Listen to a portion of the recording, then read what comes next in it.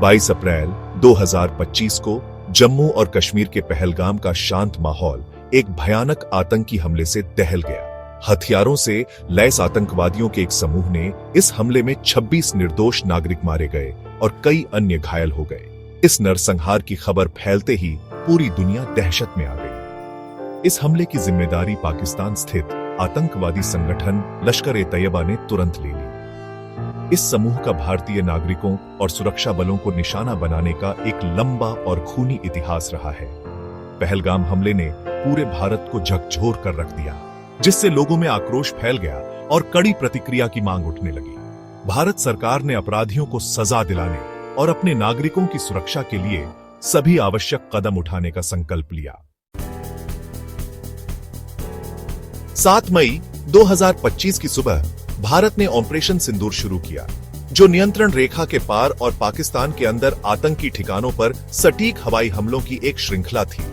अंधेरे की आड़ में स्कैल्प और हैमर मिसाइलों से लैस भारतीय वायुसेना के राफेल जेट विमान कई एयरबेस से उड़ान भर गए। उनके निशाने पर पाकिस्तान और पाकिस्तान अधिकृत कश्मीर में 9 जगहें थीं, जिन्हें लश्कर-ए-तैयबा और जैश-ए-मोहम्मद, जो पाकिस्तान से जुड़ा एक और आतंकवादी संगठन है, के प्रशिक्षण शिविर, रसद केंद्र और लॉन्च पैड माना जाता है। लगभग 23 मिनट तक चले इस ऑपरेशन ने पाकिस्तानी सुरक्षा बलों को चौंका दिया। हमले तेज, सटीक और नागरिक हताहतों को कम करने के उद्देश्य से किए गए थे। भारत ने कहा कि केवल आतंकी ठिकानों को निशाना बनाया गया था और जान माल के नुकसान से बचने के लिए हर संभव प्रयास किए गए थे। ऑपरेशन के बाद भारत ने दावा किया कि उसने आतंकवादी समूहों को भारी नुकसान पहुंचाया है, जिसमें अनुमानित 70 आतंकवादी मारे गए हैं।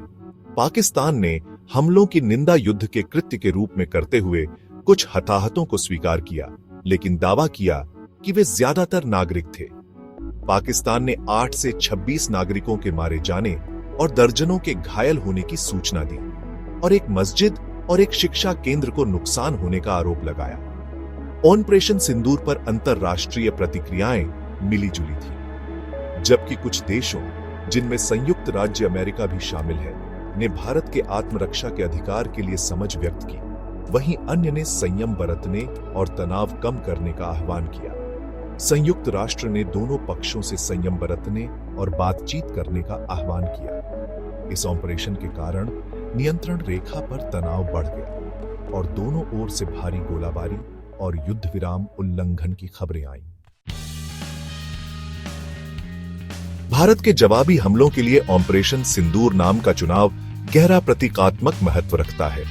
सिंदूर एक लाल रंग का पाउडर है जो हिंदू महिलाएं अपने बालों की मांग में लगाती हैं, जो उनके वैवाहिक स्थिति का एक स्पष्ट प्रतीक है।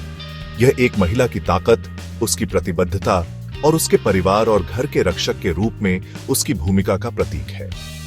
ऑपरेशन का नाम सिंदूर रखकर भारत ने पहलगाम हमले के पीड़ितों, विशेष रूप से उन महिलाओं को श्रद्धांजलि देना चाहा जिन्होंने अपने पतियों को खोया। यह लचीलेपन का एक शक्तिशाली संदेश था, जो दर्शाता है कि भारत आतंकवाद से नहीं डरेगा और अपने लोगों की रक्षा के लिए लड़ेगा। इस ऑपरेशन ने भारत-पाकिस्तान संबंधों में एक महत्वपूर्ण वृद्धि को चिह्नित किया।